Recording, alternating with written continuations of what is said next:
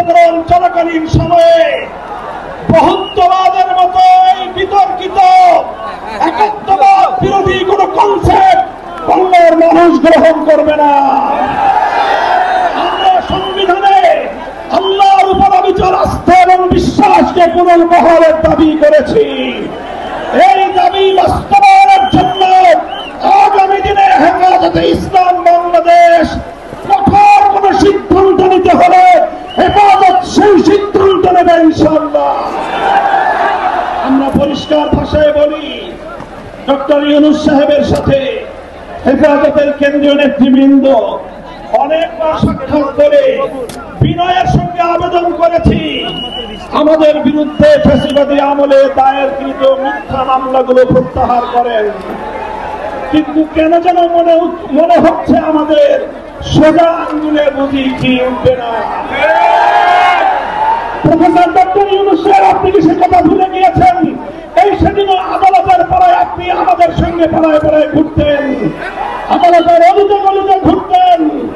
আমরা পরিষ্কার ভাষায় বলছি, আগামী 2 মাসের মধ্যে যদি হেফাজতে ইসলামের বিরুদ্ধে দায়েরকৃত মামলাগুলো প্রত্যাহার না হয়, হেফাজতে ইসলাম বাংলাদেশ সে মামলা বাতিল করার জন্য যা করতে হয় তাই করবে।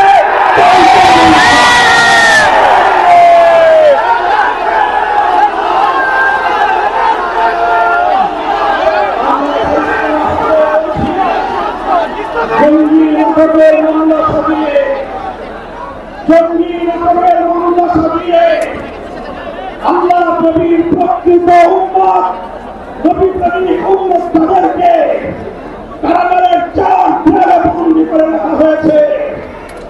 যারা নবীর দুশমনদের বিপক্ষে পদক্ষেপ নিয়েছে তারা গোটা উম্মতের কাছে হিরো, তারা গোটা উম্মতের হৃদয়ের মণি, চোখের মণি, হৃদয়ের প্রশান্তি।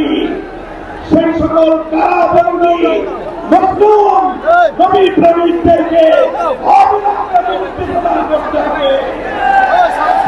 আমরা বলছি, আমরা ফিলিস্তিন ইস্যুতে গাজাবাসীর পক্ষে, ইসরায়েলের এবং গণহত্যার বিরুদ্ধে গোটা বিশ্ববাসীর সঙ্গে আমরা সহমত। বাংলাদেশের সরকার প্রধান উপদেষ্টাকে আমরা বলি, আপনি আন্তর্জাতিক ব্যক্তিত্ব, বিশ্ব আন্দোলনে আপনি গাজাবাসীর পক্ষে ভূমিকা পালন করুন।